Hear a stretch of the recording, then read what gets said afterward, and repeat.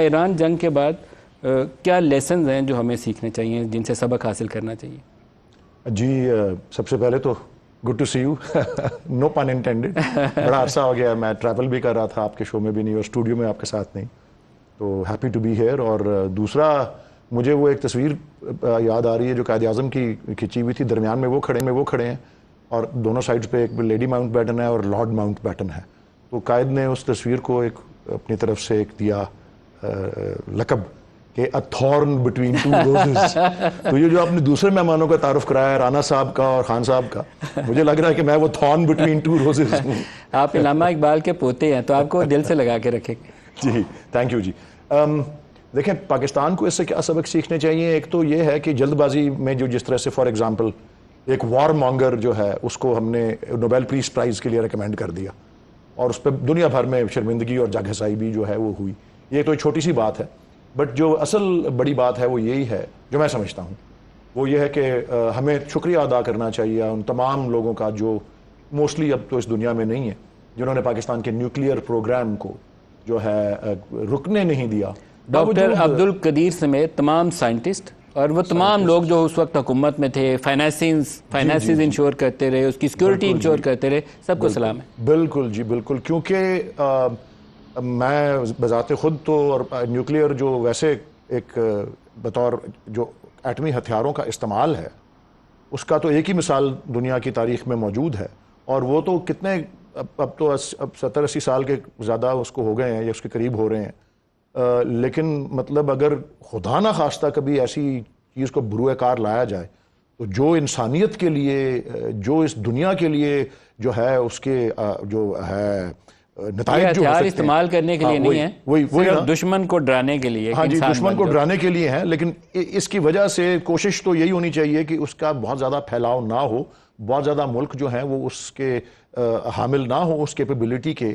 اسی لیے non proliferation وغیرہ کی بات ہوتی ہے. لیکن پھر یہ بھی واضح ہو گیا ہے کہ جن ملکوں کو کے وجود کو خطرہ ہے کسی دشمن سے، جس طرح پاکستان کو ہندوستان سے اس دن ہو گیا جب انہوں نے 1974 میں یہ اپنا کیا اقدام نیوکلیئر کیپیبلٹی حاصل کرنے کا. پہلے 74 میں کیا، پھر 98 میں بھی انہوں نے 98 میں کیا، لیکن شروع تو پھر جب اس کے بعد سابق وزیر اعظم مرحوم ذوالفقار علی بھٹو نے پھر یہی کہا تھا کہ گھاس کھا لیں گے ہم لیکن اس کو ہم کیپیبلٹی کو جو ہے اس کا پرسوٹ نہیں چھوڑیں گے.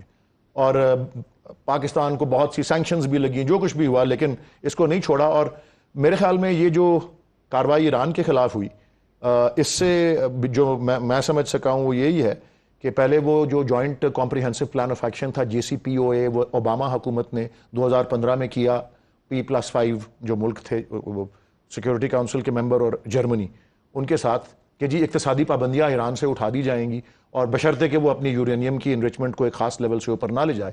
اس کو 2018 میں پریزیڈنٹ ٹرمپ نے جو ہے رد کر دیا. پھر جب وہ دوبارہ اقتدار میں آئے تو اس کی بات شروع کر دی اور پھر وہ عمان کے اندر میٹنگز رکھنے کا سلسلہ جو ہے وہ شروع ہوا.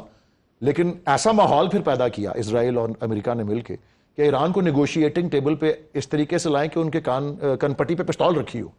تو اس کا جواب پھر ایران نے بھی اس کا جواب دیا. سر ایک دن بعد ٹاکس تھی، ایک دن پہلے حملہ کر دیا. بالکل. اسی لیے پھر میں سمجھتا ہوں کہ ایران کو کریڈٹ جاتا ہے اور ان کا باقی جس طرح سے بھی ان کو مفلوج کرنے کی کوشش کی گئی ہو، ان کا میسائل پروگرام جو ہے وہ خاصا ایڈوانسڈ ہے اور اس کے سائنسدان اور اس کے اسٹریٹجسٹ جو ہیں وہ بھی جو ہے داد کے مستحق ہیں کہ پھر جب اس کو حملہ یا اس کا نشانہ بنایا گیا تو پھر اس کو جواب بھی دیا. اور پھر آپ نے دیکھا، اور میں نے محاورہ کل بھی ایک چینل پہ استعمال کیا تھا، بات تو جیو پولیٹیکل ہے لیکن محاورہ مقامی ہے کہ جب چودھری کا مرغا ہار رہا ہو تو چودھری لڑائی رکوا دیتا ہے. تو یہی ہوا ہندوستان اور پاکستان کے اس پہ، اور پھر یہی اب ایران اور اسرائیل والی جو صورتحال ہے، بیکاز ایران نے دکھا دیا اپنی کیپیبلٹی سے، مسائل کیپیبلٹی سے کہ وہ پینیٹریٹ کر سکتے ہیں، میزائل تو پہنچ سکتے ہیں لیکن ایئر ڈیفنس سسٹم نہیں ہے، فضائیہ نہیں ہے، گھر کے اندر ان کے. لیکن اس کے علاوہ ایک اور بات بھی ماہرین کر رہے تھے اور وہ یہ کہ اگر یہ اندیشہ تھا کہ اگر کوئی کسی بھی قسم کی طویل جنگ ہوتی ہے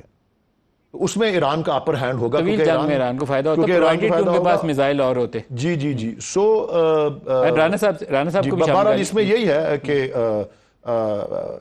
اب جو ایران کو جس چیز کا نشانہ بنایا گیا ہے اور جس مقصد کو وہ کرنا چاہ رہے تھے کہ جی یہ نہ ہو، مثلاً کہ اس کو کیپیبلٹی نہ حاصل ہو، اب میرے خیال میں وہ اور جذبے اور جوش کے ساتھ اس کو پرسو کرے گا. اگر تو پہلے نہیں بھی حاصل کرنی تھی تو وہ کرے گا. اب کرے گا.